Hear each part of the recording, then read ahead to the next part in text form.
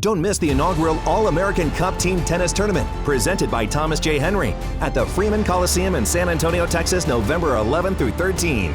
The All-American Cup features 10 top men's U.S. players competing on 2 teams, East versus West, each captained by the greatest tennis doubles team of all time, Mike and Bob Bryan.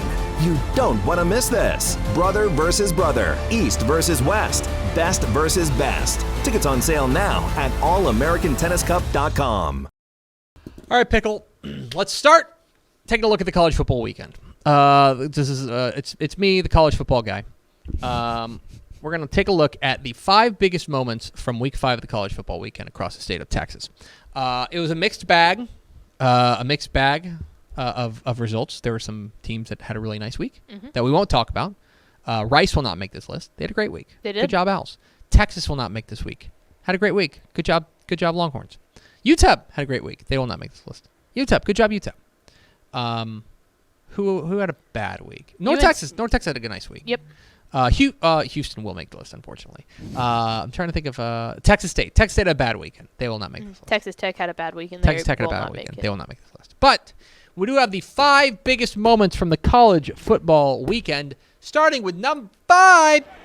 At the running back position, they have Brandon Brady. Franklin by himself here, partner, is going to walk in the end zone. Touchdown early in this game. Touchdown!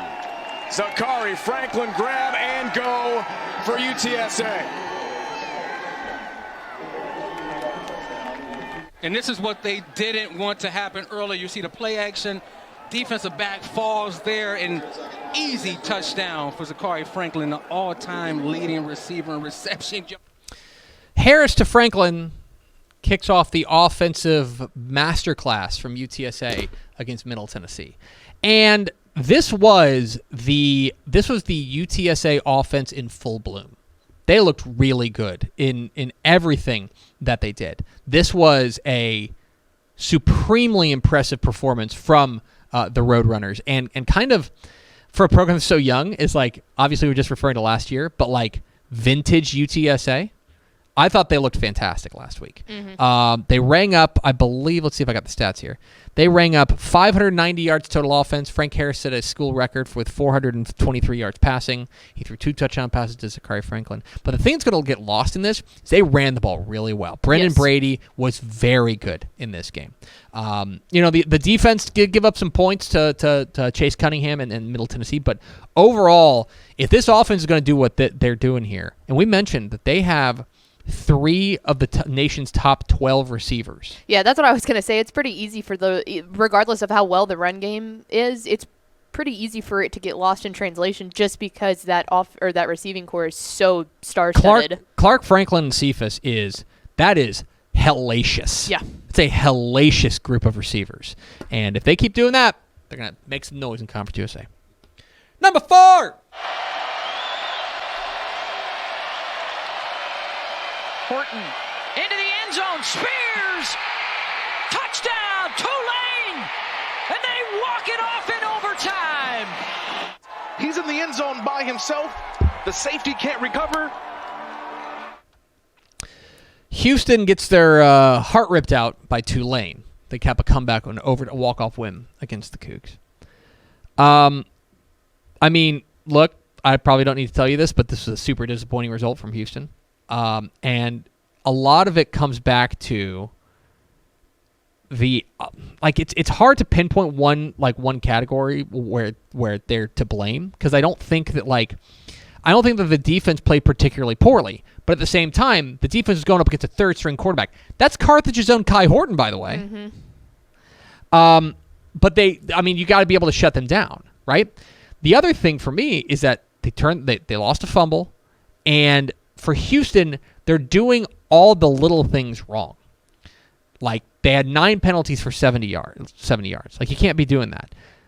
They had to come back in over to force overtime to get here. Clayton Tune was good, but not great. Like, they ran the ball okay, but not great, and the defense just couldn't get off the field.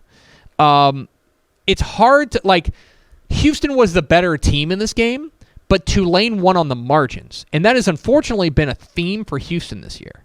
And one of the reasons that they're struggling to start the year is that they're not executing the little things, and that's extremely frustrating.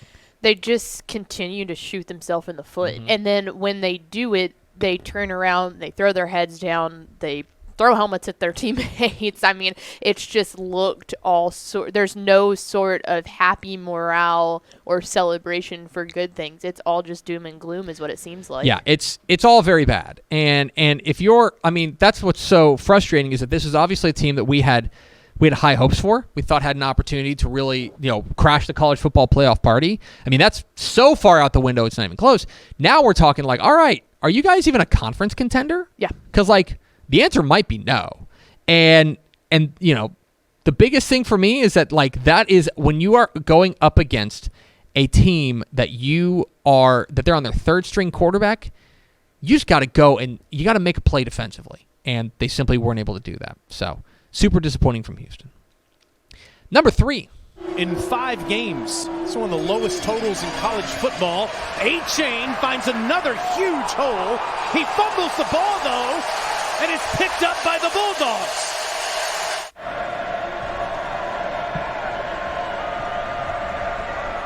Rogers throws the one-on-one ball, and it's a great catch by Ra Thomas. They'll kind of dink and dunk you, then they take a shot. That time, Thomas does a great job of offensive fighting. woes spark defensive shortcomings against A&M in A&M's loss to Mississippi State. I wanted to include both those plays because I think that's really indicative of the issue here. Devon A-Chain was really good in that first drive, running the ball. Fumbles the ball in the red zone, okay? And then at that point, you're putting the defense back on the field, and they're having to make plays. A&M's offense is right now so poor that there's no margin for error. No. You can't, at that point, once they fumbled that ball, it's like, okay, that was your chance. That's your one drive to go out there and take command of this game. Because at that point, you're throwing the defense back on the field, and you're asking the defense to be perfect. Yep. Right? And that's a great play by Ra Thomas. It's a good throw by Will Rogers, a great play by Ra Thomas. It's a pretty good defensive play, but you're asking the defense to be perfect. Yep. Now, I don't want to take the defense off the hook.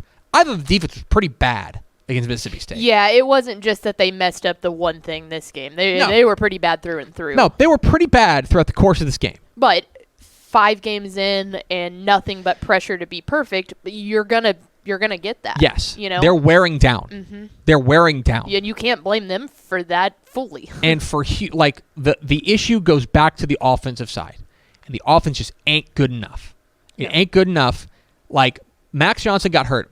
Mike Craven had this in an article he wrote for TexasFootball.com. That Max Johnson has started 3 games for A&M. He has yet to complete a pass that traveled more than 20 yards in the air.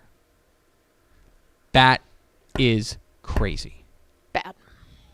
That's the thing. You have to view it Jimbo Fisher's fond of calling it complimentary football. Well, the offense is hanging the defense out to dry right now. And that's not to say the defense has been great. They got smacked up front. They were getting run all over. This is not a great rushing team from Mississippi State. They ran for 6 yards a carry. This is a team that ranks 94th in the nation in yards per carry allowed. Well, and on the offensive side of the ball, eventually when A-Chain starts to if he wears down, tired, because if he wears down, how can he not? I swear there's a moment. You're done. I swear, it was the end of the first quarter or something like that. And I'm going to pick some numbers at random here, but it's indicative of what I was seeing.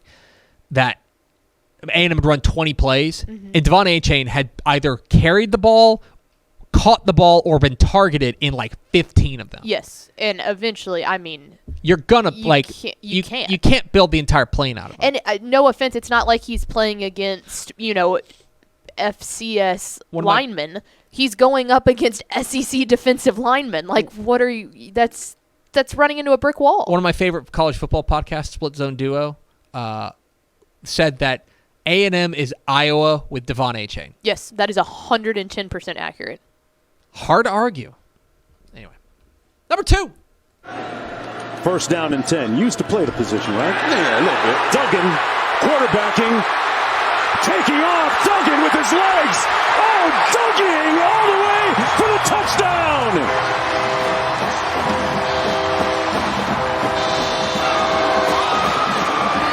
Max Duggan hits the Jets to fuel TCU's romp over Oklahoma. I thought this was Max Duggan's best game as a TCU Horned Frog. Yes. He was spectacular in this game. He wasn't just Old Faithful. He was the explosive guy. playmaker. Yeah. Now, Oklahoma's defense is butt. It's bad. And that secondary is one of the worst in the nation. They're terrible. But I don't care who you are. If you're rolling out there and you're ringing up 668 yards of total offense, you're doing something right. Mm-hmm. Say what you want about Sonny Dykes. That dude can coach some offense. That offense is humming. Garrett Riley and company, they're drawing up some plays, y'all. And they put Oklahoma in the harvesting combine. They mulched them. It was really impressive. That was a supremely impressive performance. I mean, they averaged, so here's the thing. They averaged 9 yards per pass. Mm-hmm. That's pretty good. They averaged 8.8 yards per run. They ran for 361. I didn't grow up being a TCU fan, but obviously watching them the past few years, I can only imagine for like a TCU fan that's been watching this program forever how truly exciting that game was, because the really good TCU teams in the past were all defense. So to see a TCU team go out and like absolutely be firing on all cylinders, I bet that was just from a football fan perspective insanely fun to watch. A genuinely impressive performance. Maybe I think that's the most impressive performance from a Texas. Yeah, that is the most impressive performance from a Texas team this year. I'm trying to think of who would be better. Right? Like maybe Tech against Texas. Yeah. But like, maybe Texas against Alabama. I was just fixing to say, had Texas actually beat Alabama, I think that it would have been. But it's probably second, even with it being a loss. They dominated Oklahoma. Now a big game, believe it or not, at Kansas. Yeah, where College Game Day is going to be at. How crazy is that? But they all pale in comparison to number one. 5 seconds on the play clock. Desmond Jackson in for the Bearcat touchdown.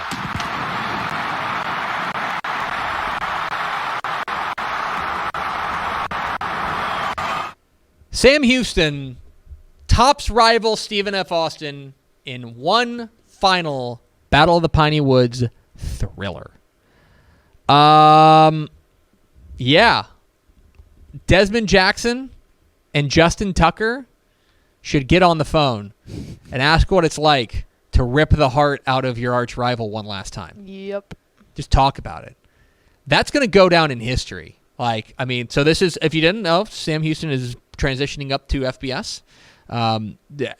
Stephen F. Austin's staying in FCS, and Sam Houston's not going to be in a position to be able to pay SFA to play that game, and so they're not going to.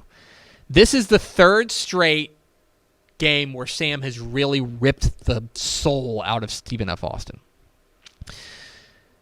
I have big questions about Sam.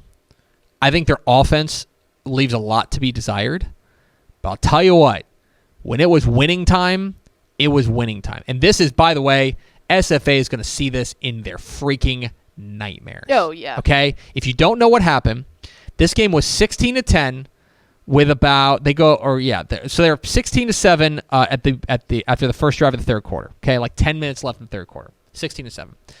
Sam goes down, kicks field goal. It's 16-10 all the way until the final the final possession, right? Sam Houston's driving. They're driving. They convert a 3rd and 9 on a personal foul, right? They're driving. They get down. They get 1st and goal at the 8, okay?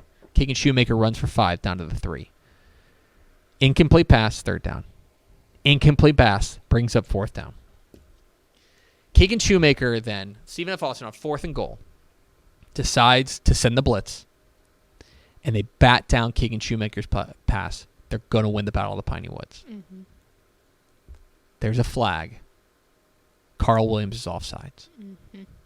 So that moves it up to the Stephen F. Austin 1, and then Desmond Jackson goes in.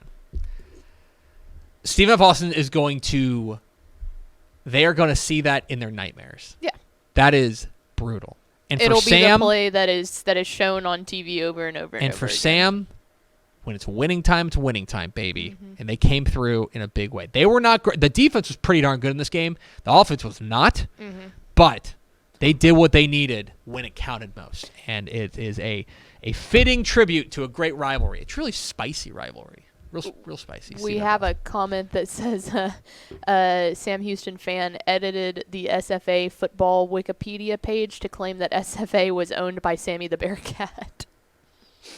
Hard to argue, man. I got a text from a buddy. That's just perfectly petty enough. I texted my buddy who's an SFA grad after that game, and I was just like, dude. And he wrote back, he's like, pain.